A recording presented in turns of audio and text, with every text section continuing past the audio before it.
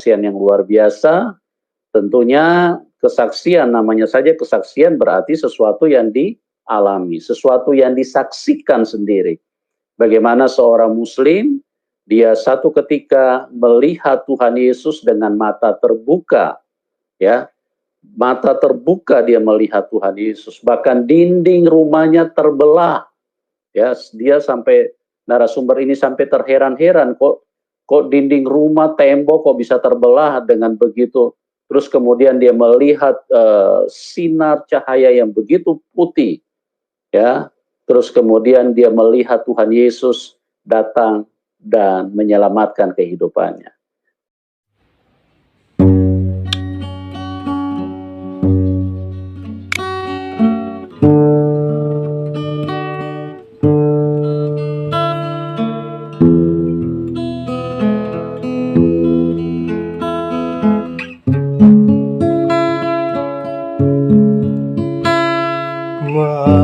Ma'assalama fi amani saykhana Allahu Rabbi irhamhu Rabbi ruhina ya Rabbana.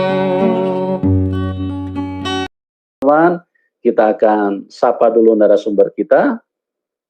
Ya, Muhar Tutik atau panggilannya Rika. Selamat malam, Mbak Rika. Ya, selamat malam, Pak. Apa kabar? Puji Tuhan, baik, Pak. Ya, puji Tuhan, ya, luar biasa. Orang kalau sudah mengalami Tuhan Yesus, dari raut wajahnya berbeda, ya. Ada kasih, ada sukacita, ada damai, ada hal-hal yang membahagiakan. Berbeda kalau orang belum mengalami Tuhan, mukanya juga agak sangar, bawaannya juga agak tegang, ya, bahkan sangat tegang, ya. Terus ya begitulah, emosinya juga tidak terkontrol, ya. Makanya banyak orang yang sumbu pendek, sedikit-sedikit menyala, sedikit-sedikit ribut, sedikit-sedikit demo, ya. Nah, ini hal-hal yang menunjukkan bahwa orang-orang seperti itu tidak mengalami Tuhan, tidak merasakan Tuhan. Beda yang dialami oleh Mbak Rika. Mbak Rika, terima kasih ya sudah hadir di studio, dan pada malam hari ini, Pak. ya, tentu banyak orang yang akan diberkati. Bagaimana orang-orang yang dari latar belakang Muslim, orang-orang yang berbeda iman, tapi mereka mendapatkan penglihatan yang supranatural, ya. Bagaimana mereka melihat Tuhan secara nyata. Ya. Ini adalah satu berkat yang luar biasa yang akan meneguhkan iman orang-orang yang sudah percaya kepada Tuhan Yesus, dan juga akan mencerahkan bagi orang-orang yang belum percaya kepada Tuhan Yesus. Nah, bagaimana kisah selengkapnya? Tentu Mbak Rika akan mulai menceritakan dari latar belakang dulu. Terus kemudian bagaimana Mbak Rika mengalami kuasa yang sangat supranatural, bahkan sampai kepalanya pun pernah dipegang oleh Tuhan Yesus, dijamah oleh Tuhan Yesus, ya. Oke, Mbak Rika, waktu dan tempat saya serahkan kepada Anda, ya. Silakan disaksikan mulai dari latar belakang dulu. Silakan, Mbak Rika. Ya, salam saudara-saudari terkasih.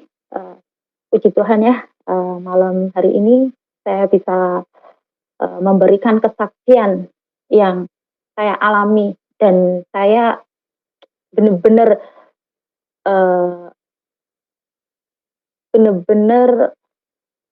bisa bertemu dengan Tuhan saya, yaitu Tuhan Yesus. Puji Tuhan. Jadi awalnya saya dulu background-nya Muslim ya. Saya latar belakang dari Muslim, bapak dan ibu juga Muslim. Saya 10 bersaudara dan saya anak nomor 9 gitu. Dan semasa waktu saya kecil, saya juga dididik ya madrasah. Terus kalau jam 6 sore gitu kita ada ngaji gitu ya. Jadi kayak pendalaman ngaji gitu ya, menerjemahkan gitu. Tapi waktu pas itu saya nggak terlalu nggak terlalu ini banget gitu, nggak mendalami gitu.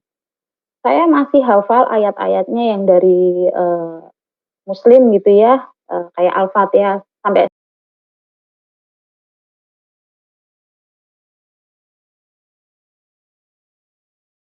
sekarang pun saya hafal dan, surat-surat pendeknya juga saya hafal itu. Dan,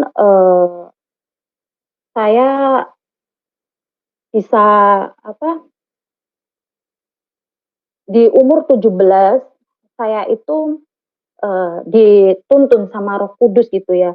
Karena waktu umur 17, ibu saya itu, udah janda ya, karena bapak meninggal, jadi di umur 17 itu saya harus bekerja gitu ya untuk mencukupi, jadi tulang punggung gitu. Jadi mencukupi kebutuhan ibu saya, adik saya gitu waktu itu.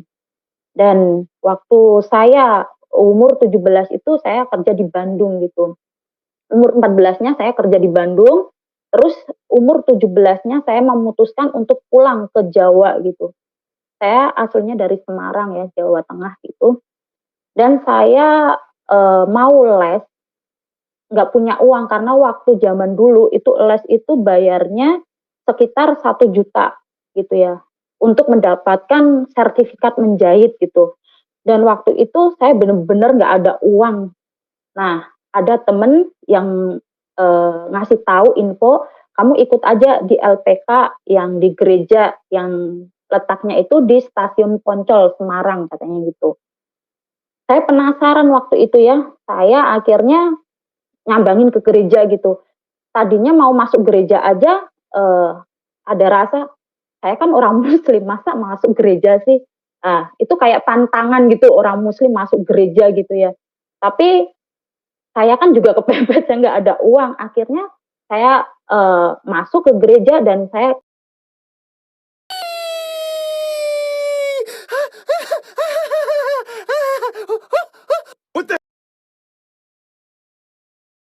ketemu sama Bu Mada, jadi yang pengurusnya gereja itu ya. Jadi, akhirnya saya tanya-tanya, katanya, "Iya, ini tempat les menjahit," gitu. Terus saya tanya, "Pendaftarannya bayar berapa, Bu?" "Oh, enggak, ini udah disediakan sama gereja, jadi sama sekali nggak ada, biaya," gitu. Aduh, waktu itu bener-bener puji Tuhan ya, saya nggak ada uang, akhirnya saya juga les di situ ya, diterima dengan, senang hati sama mereka gitu ya. Akhirnya saya les di situ 4 bulan lamanya, teman-teman. Dan waktu itu setiap pagi kita ada kebaktian gitu ya, kita berdoa, nyanyi-nyanyi gitu ya. Eee, Pada waktu itu pas, kebaktian pagi itu, pas berdoa, dipimpin sama pendeta, saya nggak kenal pendeta itu, dan waktu dia khotbah di depan itu, hati saya tuh kayak bener-bener, apa ya, tersentuh gitu. Dia berbicara apa ya, menceritakan itu kayak latar belakang dari keluarga saya gitu. Karena saya di keluarga itu kayak dimusuhin, kayak dijauhin sama saudara-saudara yang lain gitu, saudara. Jadi waktu itu pendeta ngomong gitu, saya nggak kenal pendeta itu, tapi kok dia itu ngomong kok ini banget ke hati, itu nyentuh banget ya di hati. Saya sempet nangis gitu. Terus sama ini, apa, pengurusnya gereja katanya di ini punggung saya diginiin ya biar tenang gitu. Nangis yang keras aja nggak apa-apa biar lega hatinya. Nah, semakin saya tuh nangis-nangis itu emang lega gitu pemerintah. Dan waktu itu saya nggak ngerasain apa-apa ya, cuman kesentuh aja waktu pas nyanyi-nyanyi, ikut apa, ikut ini ya, kebaktian gitu ya, nangis aja gitu. Nah, waktu itu di usia 20 tahun, saya memutuskan untuk menikah ya waktu itu. Memutuskan untuk menikah dan saya dapat kerja di pabrik itu selama 3 tahun di pabrik karena kebutuhan ekonominya semakin ini ya, terpuruk. Jadi terpaksa saya harus ke Taiwan gitu, harus meninggalkan anak, suami, dan saudara gitu. Dan di Taiwan, saya setahun di Taiwan saudara, semua hasil uang gaji saya kirimkan ke ini, ke suami gitu. Dan ternyata suami itu menyalahgunakan dari hasil keringat saya gitu. Dan akhirnya suami itu main cewek gitu. Akhirnya dia pergi nikah sama cewek lain. Saya ditinggal gitu ya. Terus saya tuh bilang gini, aduh kok kayak gini sih hidup saya gitu. Udah waktu itu bener-bener udah putus asa ya, udah kayak mau mengakhiri hidup gitu. Tapi saya mikir saya masih punya ibu, saya masih punya anak, saya harus bertahan, saya nggak boleh mati gitu. Dan waktu itu eh, kadang lihat ya di YouTube gitu, orang pada ini orang Kristen hidupnya tuh kayaknya damai, nggak ada masalah gitu ya. Sampai kepikir apa saya mau masuk Kristen aja kali ya biar hidup saya tuh nggak ada. Baca. Kenal sama suami saya yang sekarang ini itu orang Thailand. Waktu kita masa pacaran gitu ya, dia itu mengabarkan Injil ke saya gitu, menceritakan Injil betapa luar biasanya Tuhan Yesus itu, betapa hebatnya Tuhan Yesus itu gitu. Tapi saat dia ngabarkan Injil, hati saya tuh memberontak, marah. Kadang saya marahin, saya maki-maki itu suami saya ya waktu itu. Saya bilang, kamu udahlah, Tuhan Yesus itu Tuhan, itu manusia, ngapain kita sembah-sembah dia, itu bukan Tuhan, saya bilang gitu. Tapi suami saya itu nggak ada putus asa, saudara-saudara. Dia tetap mengabarkan Injil, hari demi hari itu ngabarin Injil. Kadang saya nggak terima, marah gitu. Setiap dia ngabarin Injil, marah gitu. Dan pada waktu itu, eh, saya itu sakit ya. Saya tuh punya mah kronis dan waktu kita merayakan hari ulang tahun saya tuh makan ini ya, kue ulang tahun, tiba-tiba malamnya jam 11 malam itu perut tuh kayak kebakar gitu ya. Saya mikirnya jangan-jangan saya disantet gitu. Nah, jadi waktu itu bener-bener itu sampai jam 2 saudara-saudara saya bener-bener menahan kesakitan itu, saya dilarikan di rumah sakit gitu. Dan waktu saya diinap di rumah sakit, tak henti-hentinya suami saya tuh mendoakan saya gitu. Tapi saya cuek, nggak mau denger suami saya tuh menceritakan betapa hebatnya Tuhan Yesus, kamu mau nggak saya doain? Tapi saya tuh nggak mau jawab, nggak mau denger gitu. Nah akhirnya eh, puji Tuhan tuh tiba-tiba sembuh gitu. Setelah diinfus, setelah minum obat gitu ya, sembuh gitu. Dan hari Minggu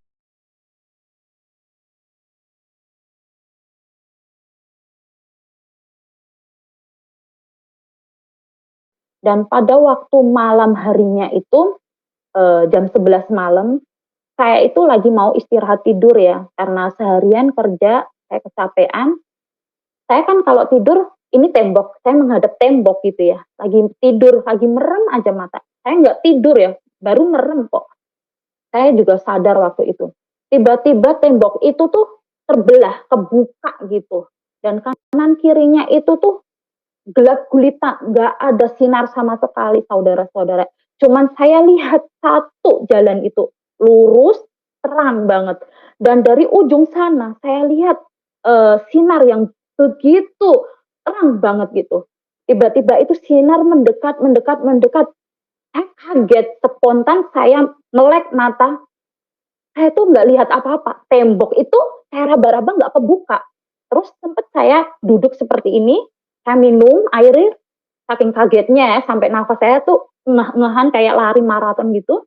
Saya minum, terus saya mikir, apa ya? Saya kepikiran terus saya lanjut tidur lagi. Baru aja merem mata tuh. Tiba-tiba tembok itu kebuka lagi, saudara-saudara. Dan saya santai karena udah ngelihat 2 kali ya, santai gitu. Ya itu lihat lagi, sinar terang itu lagi, semakin mendekat, mendekat, dan mendekat itu. Saya lihat satu sosok itu saudara-saudara. Sosoknya itu pakai jubah putih, rambut sebau ini. Itu sosok itu tuh cowok gitu. Dan saya nggak lihat mukanya karena sinarnya itu bener-bener silau. Bayangin saudara-saudara, kalau kita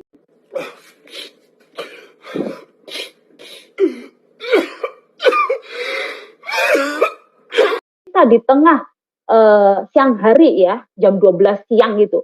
Saudara kalau lihat matahari bisa nggak lihat? Otomatis ini ya, apa, kalau orang Jawa bilangnya kebelerengan gitu ya, apa, kilau banget sinarnya. Jadi saya tuh nggak bisa melihat itu siapa. Tapi aneh saudara, yang bikin hati saya tuh tenang. Saya nggak pernah merasakan di muslim setenang ini, saudara-saudara. Setiap saya ada masalah, saya nggak pernah setenang ini. Dan saya saya 3 hari, saya nggak mau keluar kata-kata, saya nggak mau tanya itu siapa, ke siapa, nggak mau tanya, saya pendem. Tapi semakin saya pendem pendem pendem gitu, saya tuh ada rasa ini ya, penasaran itu apa, yang saya lihat itu apa gitu. Saat saya kerja aja saya kepikiran, kemarin itu yang saya lihat itu apa? Saya belum tidur, saya nggak mimpi, saya yakin saya nggak mimpi gitu loh. Dan akhirnya saya iseng, saya telepon pendeta Thailand saya gitu ya. Dan saya telepon pendeta, dia nanyain, "Rika, yang kamu lihat itu sinarnya putih atau hitam?" Saya bilang putih. "Terus kamu lihat itu apa?" Ya itu tembok tiba-tiba kebuka, saya lihat jalan lurus itu gitu. Dan saya lihat sosok, satu sosok itu ya, laki-laki berjubah putih dan rambutnya sebau ini gitu. Kadang saya di muslim ya, saya seingat saya di muslim itu ada ayatnya itu, ihdinas siratal mustaqim, yang artinya tunjukinlah, apa, kami jalan yang lurus. Dan saya itu benar-benar merasakan itu tuh yang di Alkitab saya yang sekarang ini ya, di Yohanes itu pasal 14 ayat 6. Akulah jalan kebenaran dan hidup.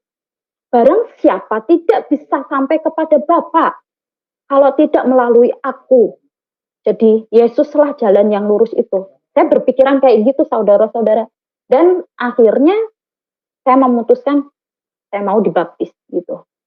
Dan akhirnya saya memutuskan dibaptis. Bukan karena saya mau menikah dengan orang Kristen. Saya menikah mau dibaptis. Tidak, sama sekali tidak. Banyak teman-teman ngomong seperti itu. Tapi saya tidak, cuman karena nikah. Saya mau mengenal Tuhan Yesus sebagai juru selamat saya.